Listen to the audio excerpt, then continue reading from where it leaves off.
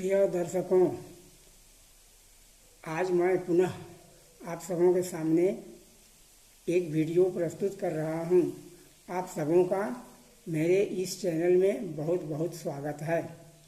कल मैंने वीडियो में बताया था कि धर्म कहिए या सुख शांति के लिए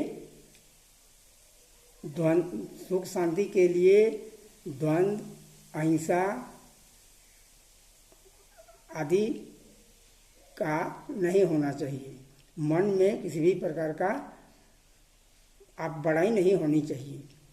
और आज मैं पुनः भक्ति के संबंध में दो बातें कर रहा हूँ। भक्ति क्या है?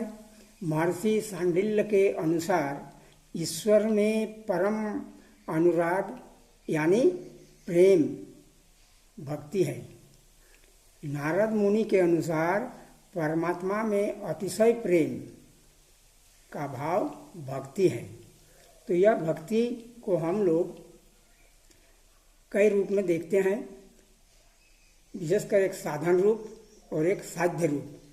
साधन रूप अर्थात जिससे परमात्मा का संतुष्ट होना एवं परमात्मा कैसे प्रसन्न हो उसके लिए भावित होकर चिंतन करना, आचरण करना होता है। यह भी नौ प्रकार की होती है। पहला होता है श्रवण, दूसरा होता है कीर्तन, तीसरा होता है नाम जप, चौथा होता है सेवन, पांचवा अर्पण, छठा बंदन, सातवां होता है दैस्य भक्ति, उसके बाद साख्य भक्ति और आत्म निवेदन। इस प्रकार से भक्ति का 9 रूप यहाँ कहा गया है। तो हम सबसे पहले देखेंगे श्रवण। श्रवण का अर्थ आप सब जानते हैं, सुनना। तो इसके लिए, इसे सिद्ध करने के लिए हमें कुछ सुनना है। तो सुनना कहाँ है? इसके लिए सत्संग में जाना है। सत्संग में हम जाते हैं, वहाँ पर जान पाते हैं कि मनुष्य का जीवन किस लिए हुआ है, हम मनुष्य जन्म क्यों पाए हैं, हमारा कर्तव्य क्या है।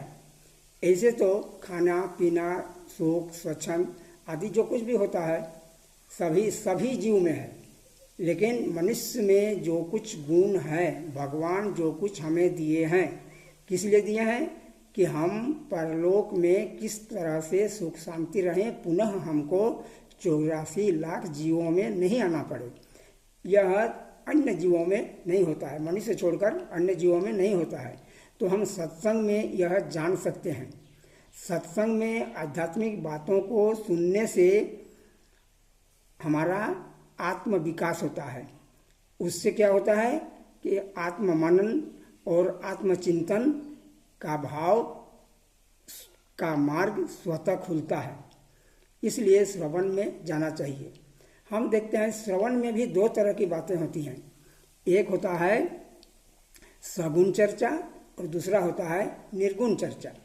तो सगुण चर्चा में संत महापुरुष या जिसे हम भगवान कहते हैं उन लोगों की चर्चा होती है, जैसे राम, कृष्ण, महावीर, गौतम बुद्ध, बाहे गुरु, इन सबों की वहाँ पर चर्चा होती है। उन सबों का क्रिया कर्म, उन सबों से आचरण, उनसे हमें बहुत काफ़ी सीख मिलती है जो इस छोटे से वीडियो में कहना संभव नहीं है। तो हाँ, आप सत्संग में जाएंगे तो अवश्य सुन पाएंगे, सारी चर्चाओं को जान पाएंगे। और निर्गुण चर्चा में क्या होता है? आत्मा, परमात्मा या वेदांत के संबंध में जानते हैं। अब हम दूसरी बात पर जाते हैं, कीर्तन। अध्यात्म बोधक पद को संगीतमय रूप से लय के साथ कहना ही कीर्तन है। इसमें गुरुवाणी होती है, संत वाणी होती है, रामायण पाठ भी हो सकता है, सभी कीर्तन है। इसमें लय रहता है, संगीत रहता है, कुछ वाद्य यंत्र भी होते हैं। तो भगवत का नाम भाव विभोर होकर गायन करना भी कीर्तन है। यदि हम भगवत नाम को लय के साथ, संगीत के साथ उसको करें तो वह भी कीर्तन है। जिस प्रकार सूर्य अंधकार को और प्रचंड वायु बादल को छिन्न भिन्न कर देता है, उसी प्रकार कीर्तन मनुष्य के भाव में जो दुर्विचार दुर्गुण रहता है उसे भगवान छिन्न भिन्न कर देते हैं। इसलिए कीर्तन भी भक्ति का ही एक रूप है। तीसरा है नाम स्मरण। नाम स्मरण भी कीर्तन का ही एक रूप है।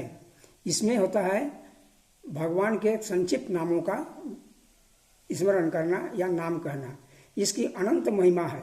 आप सब जानते हैं भगवान भक्त प्रहलाद केवल हरि श्री हरि कहते थे और नाना प्रकार का कितनी बाधाएं आई, लेकिन किसी भी बाधा ने उनको रोक नहीं पाया और वे अंत समय में सदगति को प्राप्त किया और उनका जो भी दुश्मन थे सभी मारे गए।